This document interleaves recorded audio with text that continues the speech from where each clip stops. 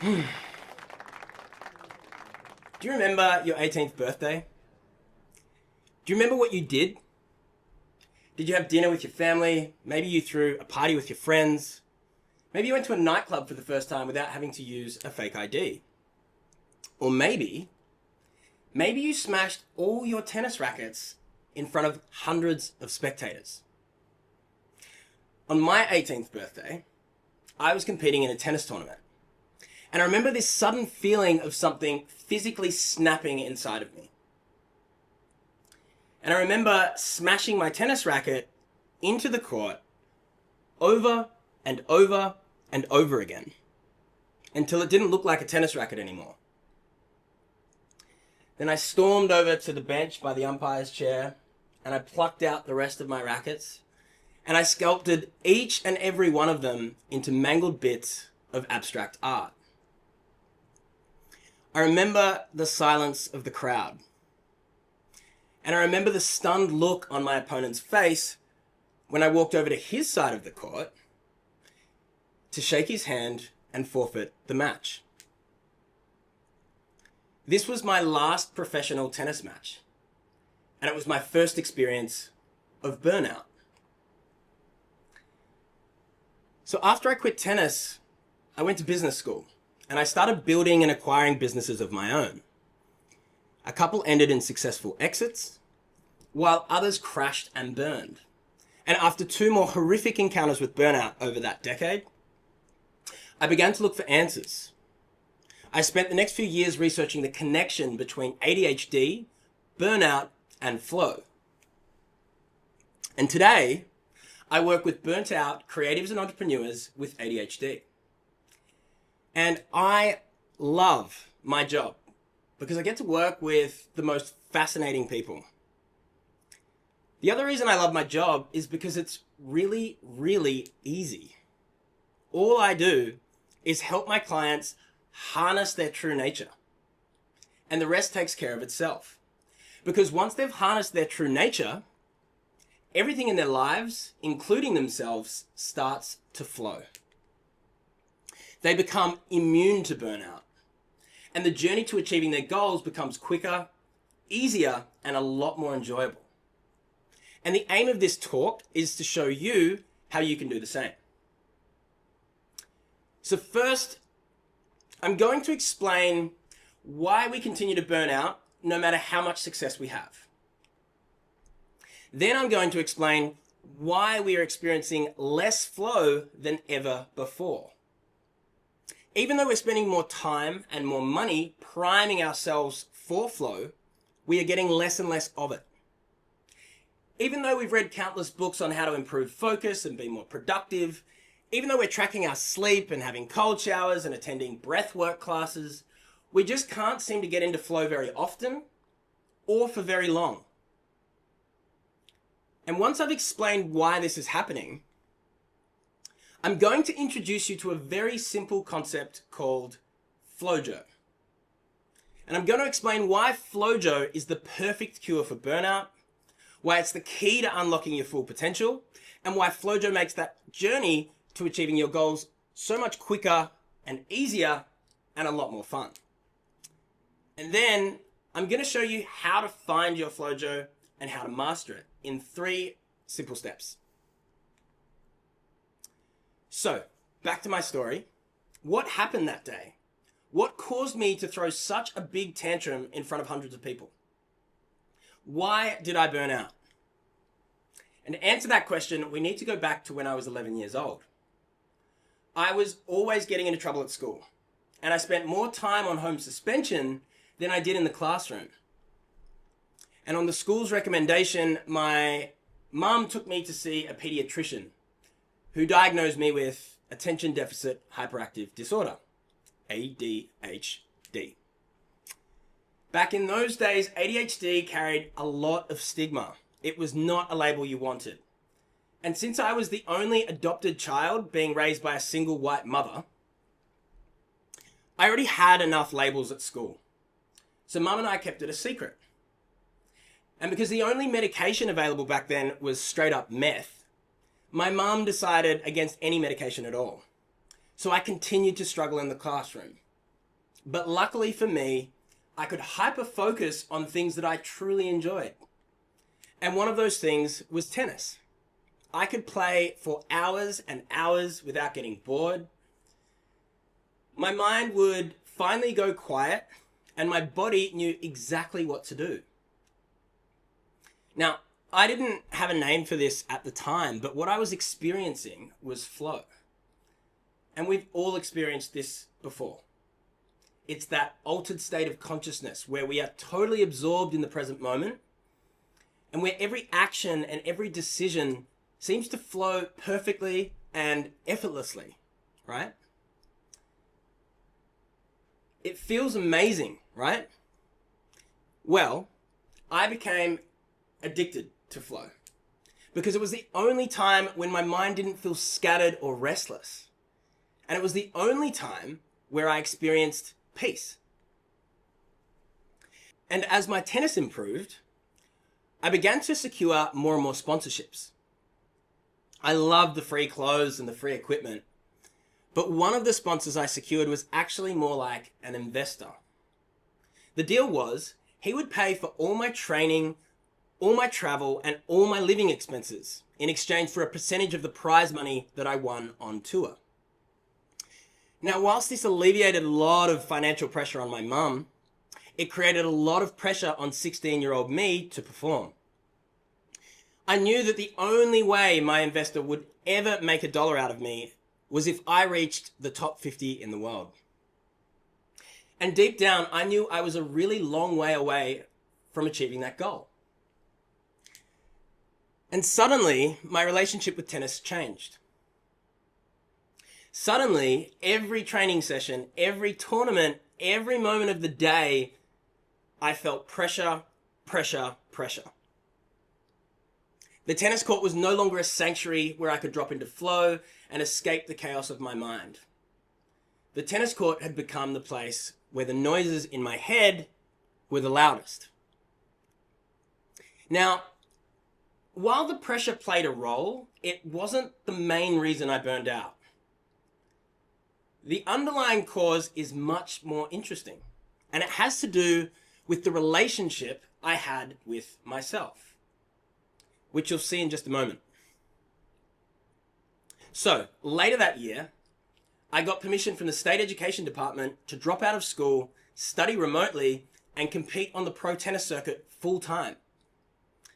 And although I was really happy to escape the school's punishment and reward system, I quickly realized that I was now the one responsible for managing myself. I had to complete assignments and study for exams in my hotel room. In between matches and training, I had to manage my sleep, my diet, my conditioning, everything. And this is challenging for any adult, right?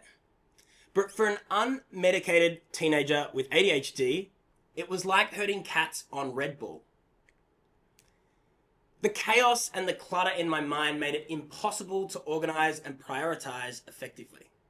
I was easily distracted, and I could never stay focused on anything long enough to get any real traction towards my goals.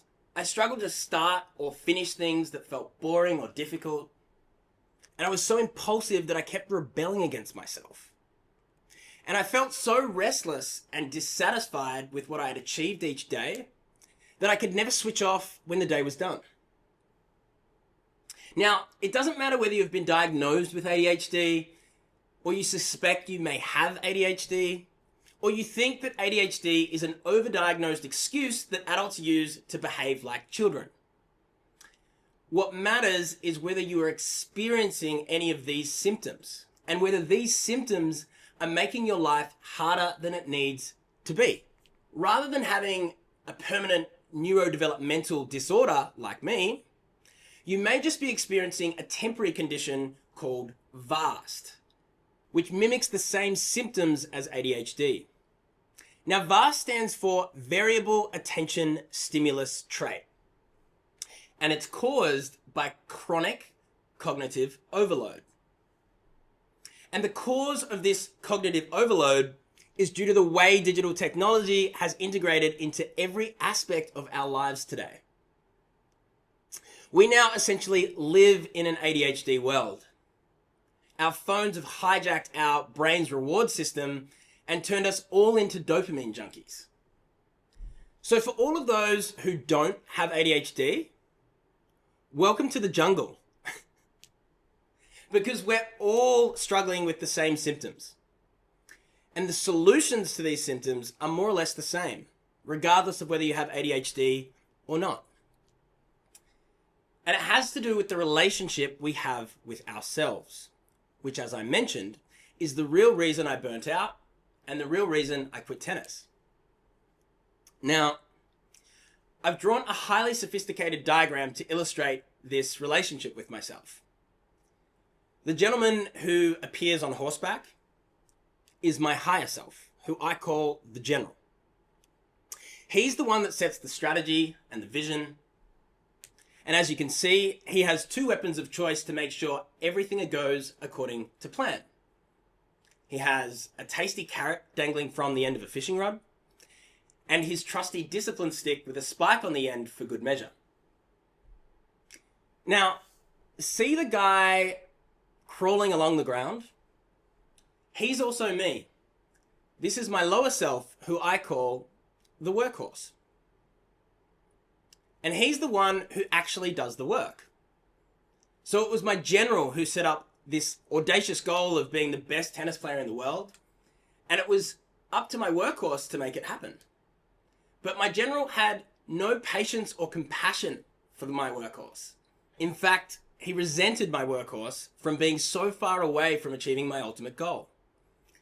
No matter how hard I trained or how many matches I won, it was never good enough. My poor workhorse never got to nibble on that carrot. All he got for his efforts was a bruised bum. So my workhorse started to rebel against the general. He started slacking off in training. He started throwing temper tantrums on the tennis court. Sometimes he even lost tennis matches on purpose. And after being in this toxic relationship with myself, I snapped. And I burnt out. Who can relate to this toxic relationship between these two parts of themselves? If you work for yourself right now, I want you to consider whether you have honestly worked for a nastier boss than yourself. When was the last time you said to yourself, "Great job, I'm so proud of you. You've been working your ass off this week. Take the day off"? Never, right? Managing this relationship is often the hardest part of running a business or any self-led practice. And it ultimately determines whether we enjoy what we do, whether we enjoy the journey of reaching our goals, and in most cases, whether we reach our goals at all. One of the main reasons my clients chose to work for themselves in the first place is because they didn't want to work for a boss anymore. But ironically, their new boss, themselves, is the worst boss they've ever worked for. They literally beat and starve themselves to death. So ask yourself, how often do you use the stick and carrot to reach your goals? Now ask yourself, how often does the journey feel like an uphill battle? Because when we use the stick and carrot, the journey becomes an uphill battle. It then becomes a matter of how well we can tolerate suffering and for how long. And this is why most of us burn out well before we reach the top of our mountain. Partly because we live in an ADHD world, and mostly because we're stuck in a toxic relationship with ourselves. So what exactly is burnout? It's when we regularly feel physically, mentally, or emotionally exhausted. It's when we don't have the motivation to do the things we usually enjoy doing. It's when our level of performance drops well below our potential. And it's when we develop a negative attitude towards ourselves and towards others. Now, I want you to think about whether you have been here before. Now think about whether you might be on the verge of burnout right now. Burnout is a horrible place to be. There is no human on earth who enjoys the experience of burnout. In fact, we want to experience exactly the opposite of burnout. So what is the opposite of burnout? And the simplest answer I can find to this question is flow. And the reason why is because according to Mihai Csikszentmihalyi, flow is an autotelic experience, which means that the action becomes the reward in and of itself. In other words, flow is intrinsically motivating, which means we don't need to rely on punishing past actions with the discipline stick, and we don't need to motivate ourselves with future rewards of dangling the carrot. Because when we are flowing, we are dialed into the present moment, and it feels good as we're doing it, right? When we're flowing, the journey to our destination no longer feels like an uphill battle, and more like we're drifting down a river in a canoe, right? We've all experienced flow at certain times in our life, whether it's on the sports field, making art, or in the bedroom, or focusing on a work project. Many of us were lucky enough to experience flow all the time as kids. And many of us now experience significantly less flow as adults. And this seems crazy, right? Because we adults have a lot more autonomy and a lot more control over how we spend our time. But you know what's even crazier? Despite living in an era where the top neuroscientists are on YouTube teaching us how to reduce stress, how to improve focus, and how to unlock flow states, we are more stressed, less focused, and less flowy than ever.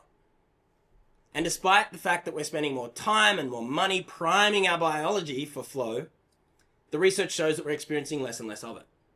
Now, why is this? A simple explanation is that we can't access flow when we are burnt out. But that's not a helpful answer, because then it becomes a case of the chicken or the egg, where we can't cure burnout because we can't access flow, and we can't access flow because we're burnt out. A better explanation would be that flow requires us to be fully present in the moment, and the carrot and stick keeps us stuck between past actions and future events, and therefore pulls us out of the present moment. But I believe there's a deeper and more compelling answer to this question. And it has to do with the way we understand and approach flow today. So, let's go back to my story and I'll show you what I mean. A few years after business school, I owned a successful company headquartered in San Francisco. I had accumulated enough wealth to live comfortably for the foreseeable future. So I moved to the west coast of Mexico to learn to surf and speak Spanish. And for a boy who grew up thousands of miles from the ocean in a tiny remote town in the middle of the Australian desert, I was living out my childhood fantasy. Looking back, I had actually reached the top of my mountain. But my ambitious general didn't see it that way. Instead of celebrating what I had achieved, he continued to pummel my workhorse with the stick and dangle the carrot further and further and further ahead, until my workhorse began to drown. And I'm sure you can guess what happened next. Something snapped inside of me again. I stepped down as the CEO of my company. I announced to the team that I was going to be offline for 6 months. And I packed my bags and I flew back to my tiny hometown in the Australian desert to live with my mum. I had now burnt out in my tennis career and now in my business career too. I knew I had to find a new approach or I would simply burn out again. And this is when I became obsessed with flow. So off I went to unlock and master flow. I read books, I enrolled in training courses, I followed biohackers on YouTube. I started doing all the things to prime my mind and my body for flow. Sleep tracking, ice baths, saunas, breath work, yoga, medication for ADHD, depression, anxiety, supplements for sleep and recovery, supplements for energy and focus. I even tried microdosing psychedelics. Now, who here can identify with this obsession with peak performance? Who here has a toolbox full of flow hacks? And who here believes their toolbox has made them immune to burnout? I certainly did. I had my toolbox. I was unlocking flow states on a daily basis. I launched a government-backed accelerator program. I published my first book. I started a software company. And I thought I had cured my burnout once and for all. But a few years later, things in my personal life started to fall apart. I started to notice that familiar feeling inside. Even though I was on a roll with work, my general part and my workhorse part were once again at war. And I bet you can guess what happened next. Something snapped inside of me, and I burned out again. I was devastated. I couldn't believe it. I had mastered flow. I had mastered peak performance. So how on earth had I burnt out again?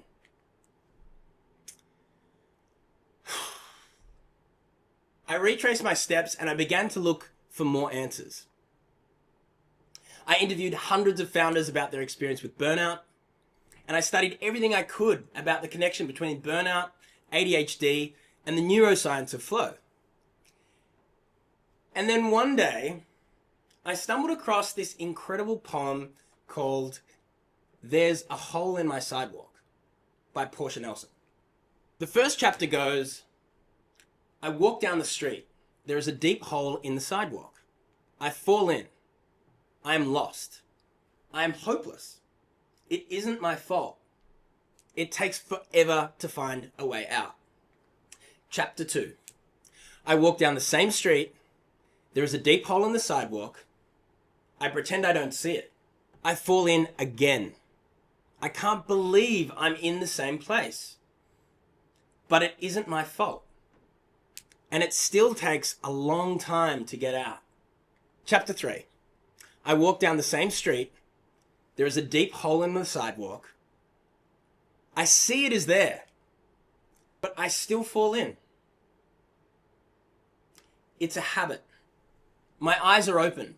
I know where I am, and I know it's my fault. I get out immediately. Chapter 4. I walk down the same street.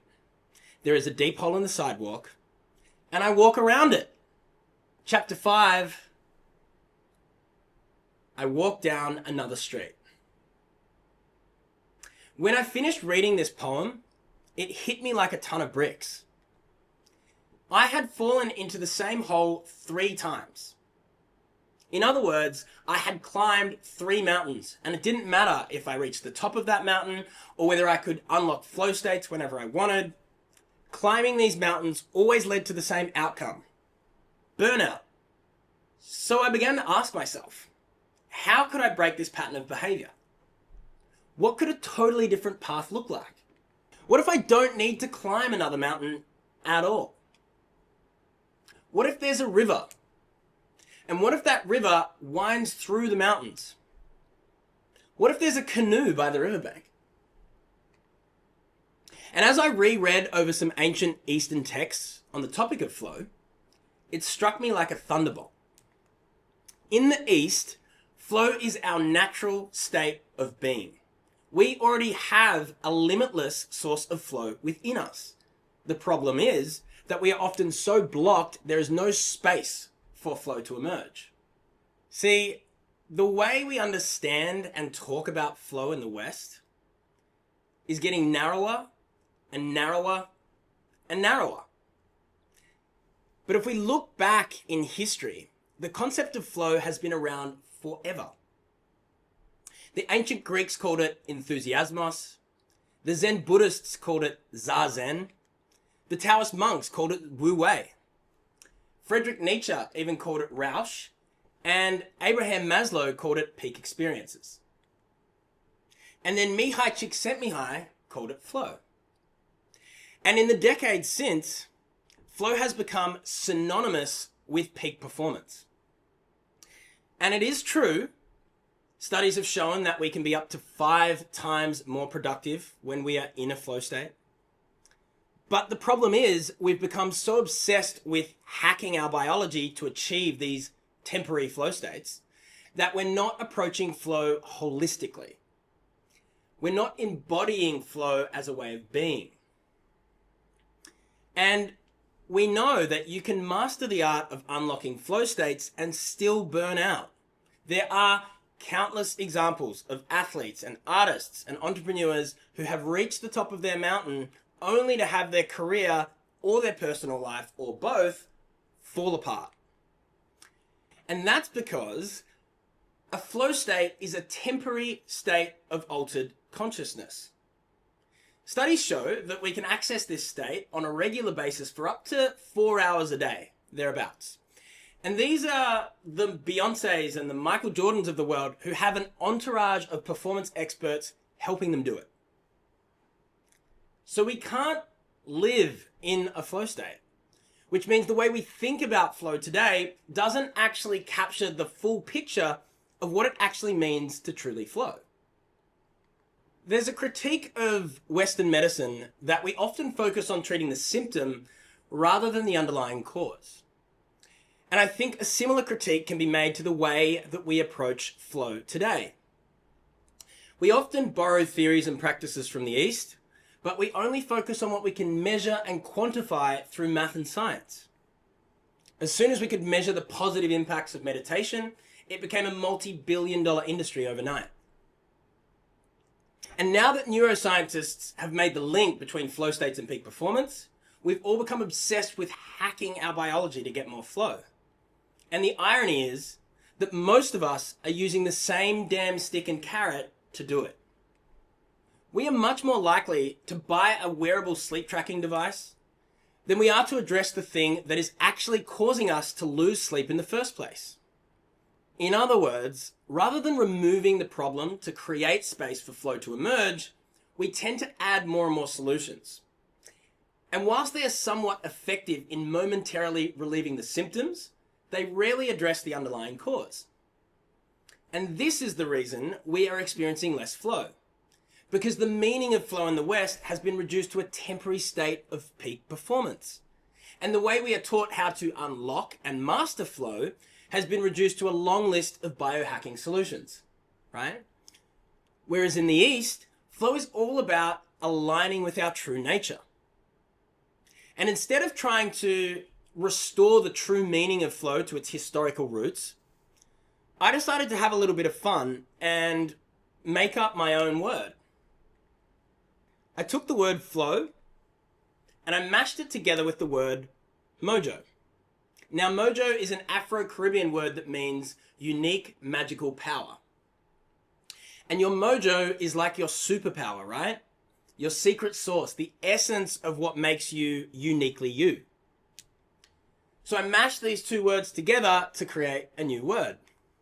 And that word is Flowjo. And Flowjo is really a way of being, where we are harnessing our true nature and turning it into our superpower. So rather than using the stick and carrot to mold ourselves into something that we're not, we embrace who we truly are.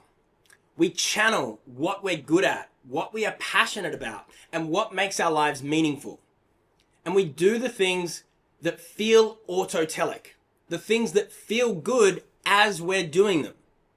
And we simply avoid the things that don't.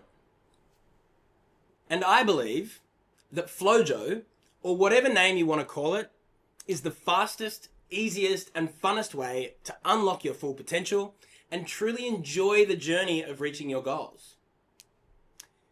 Now, people often challenge me on this and say, that all sounds overly simplistic and all very idealistic. To which I say, I agree. You're right. Flow is quite simple, and it certainly is ideal. Life is already complex enough. Why should the solution be equally complicated? Sometimes the most profound truths are the simplest to understand, and the most effective strategies are often the ones that are the easiest to apply.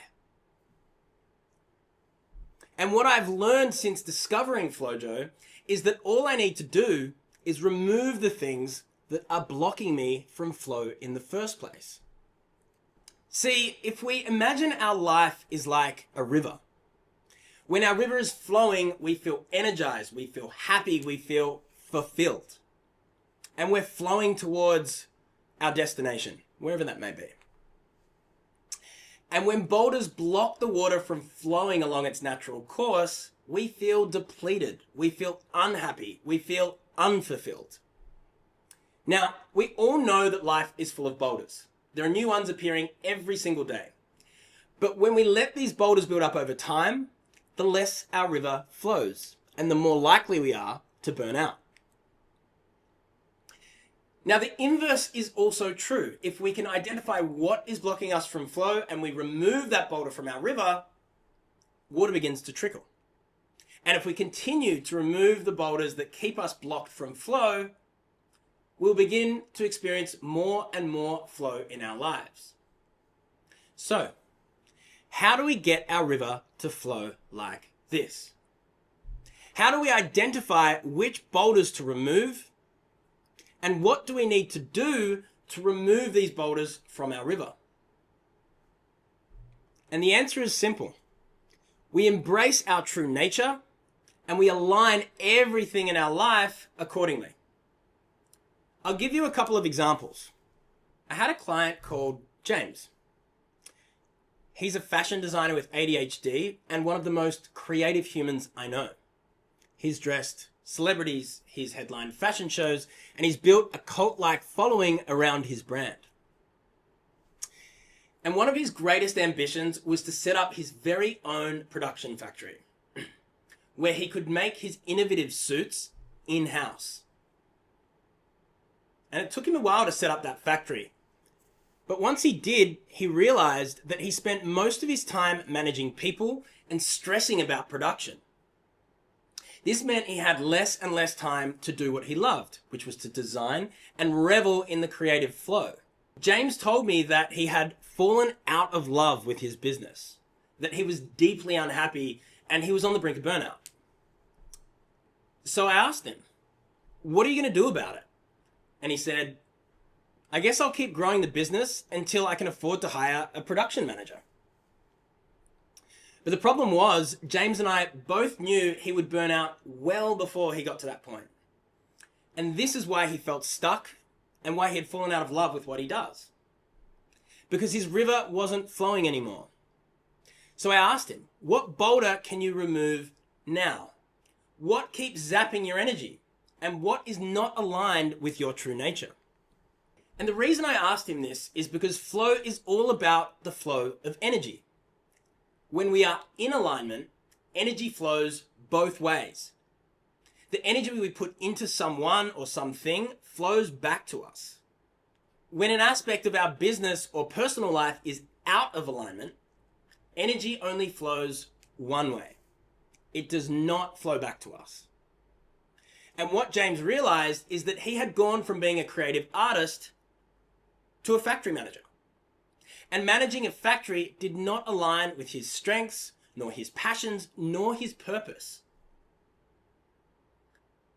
So he had to make a difficult decision. And he did. He closed down his beloved factory and he outsourced production to another company. And while this felt like a step back at the time, it was actually a huge step forward for both James and his business. He's now back to doing what he loves and what he's good at, which is designing new collections and creating hilarious video content for his fans. He now tells me he's fallen back in love with his business and he feels like the sky is the limit. So for James, the biggest boulder in his river was the factory because it was pulling him out of alignment and it was draining his energy.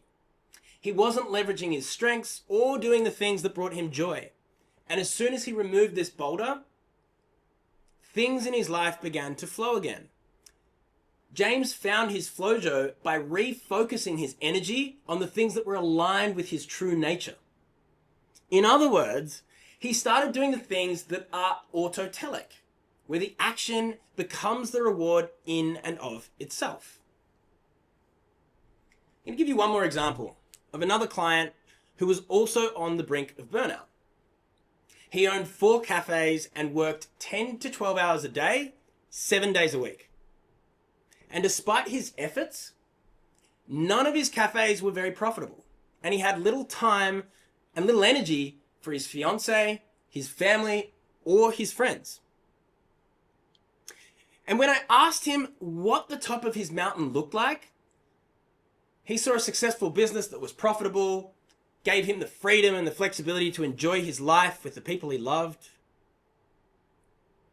But when I asked him how he would get there, his plan was to continue working long hours for a few more years, in the hopes of growing his business to a point where he could step back from the operations and reduce his hours.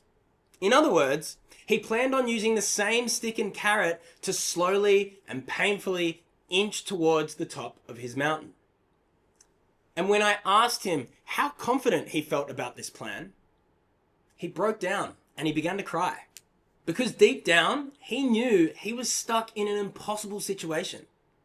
He knew the cafes weren't going to take him where he wanted to go. The profit margins were so small that even if he quadrupled sales, he would still have to work 7 days a week. So I asked him, what would life be like if you didn't have to keep pushing shit uphill? What if there's a river that winds through the mountains? What could that journey look like? And he said, I would double down on the one cafe I'm actually proud of and actually passionate about, and I'd offload the rest. So that's what he did. He then added an event catering service to the cafe that he kept. And not only is his business wildly more profitable, it's growing rapidly. And more importantly, he has reduced his workload by 20 to 30 hours a week. And he has a realistic plan to reduce these hours even further before his first child is born. So what do both of these stories have in common? And how do these stories relate to our own journey? Well, they both had a big boulder in their river that was blocking them from flow. And they were both trying to reach their goals using the same stick and carrot. And that was what was causing them to burn out in the first place. And when they dropped the stick and carrot and they focused on removing the boulders that were blocking them from flow, things began to flow. In other words, as soon as they aligned themselves with what they enjoyed, what they're good at, and what they really valued, they discovered a new way forward that felt less like an uphill battle and more like a river flowing along its natural course. This is Flowjo in action. And I believe that if we can master our Flowjo, the journey becomes a lot quicker, a lot easier, and most importantly, a lot more enjoyable. And if you want to find and master your Flowjo, there are 3 simple rules you need to follow. Rule number 1, embrace your true nature. Stop pretending to be someone you're not. Stop trying to mold yourself into someone you think you should be.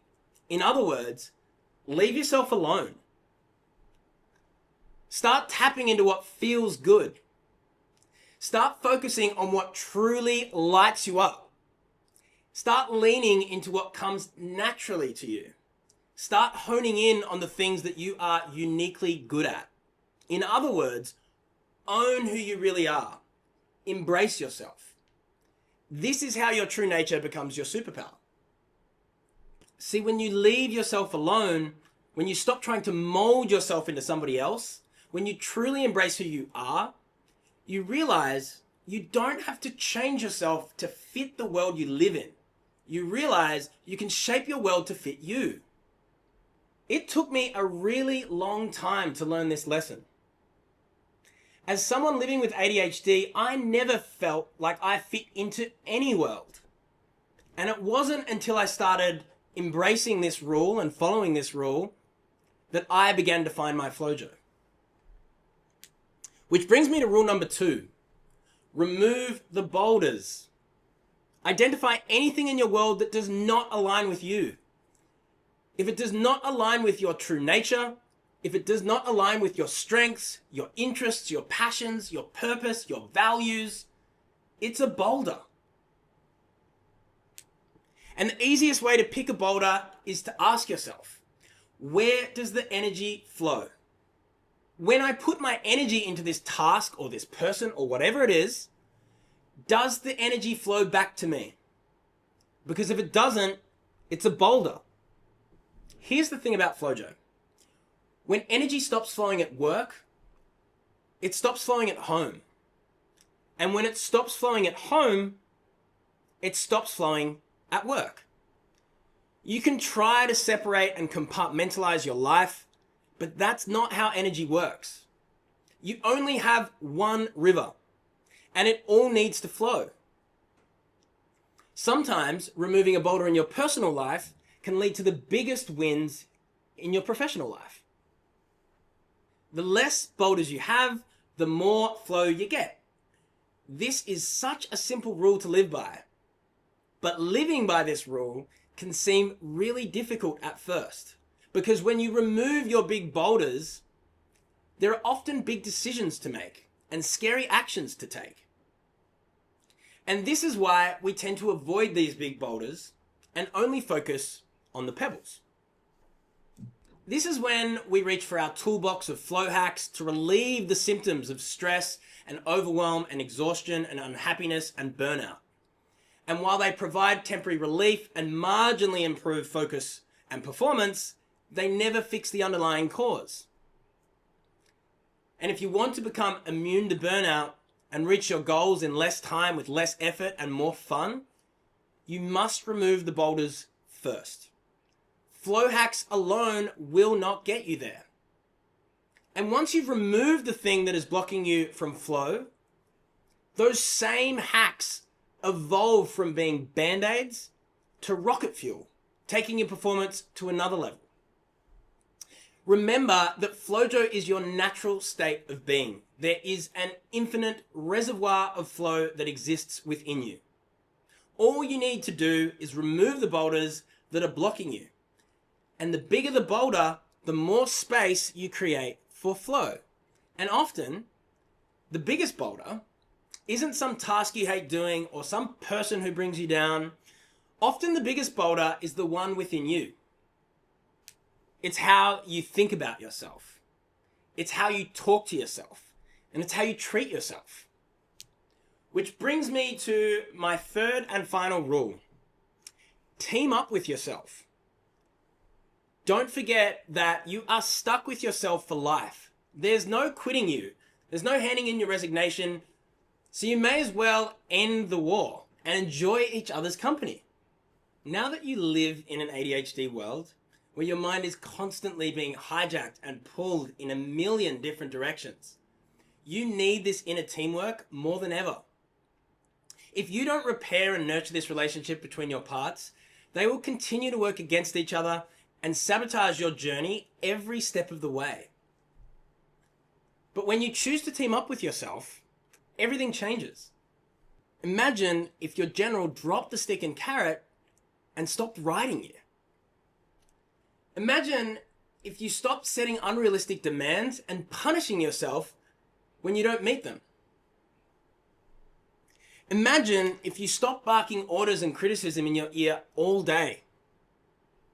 Imagine if this part of you focused on helping make the journey easier and more enjoyable for the workhorse. Now, imagine if your workhorse felt understood, respected, and appreciated. Imagine if he stopped rebelling against your goals. Imagine if he got to do the things that are autotelic and naturally flowy. Imagine if this part of you was present and flowing and energized all the time. When you're no longer wasting energy being at war with yourself, something magical happens. The journey stops feeling like an uphill battle and starts to feel like you're flowing down a river. Living by these 3 rules has made a really big difference to the way that I experienced life. I'm no longer at war with myself, and I'm no longer wishing that I could skip to the end of the journey. I'm enjoying the journey down the river. So I'm going to leave you with 3 questions. The first is, what is the biggest boulder in your river right now? I want you to pause for a moment and I want you to ask yourself, what am I putting energy into that is not flowing back to me? Just observe what comes to mind without judgment and notice how your body responds. Often the boulder that triggers the strongest emotions is the boulder that you need to address first. Question number 2. What action can you take today to start removing your boulder? I say start removing because some boulders are so big, we need to chip away at them over time. So choose an action that is simple and easy enough to do today. It could be as simple as just talking to someone about it. The third and final question is, what is the consequence of not taking action on your boulder today? Really think about this. Don't wait until you're smashing your tennis rackets in front of hundreds of spectators. Don't wait until you quit your own company and move back in with your mum. Start removing your boulder today. And if for any reason you feel unsure about what your boulder is, or how it's blocking you from flow, or how to go about removing this boulder, there's a diagnostic tool on my website you can use for free. Just go to my website, which is jamietoyne.com/Flowjo-Finder. Okay? So, any questions?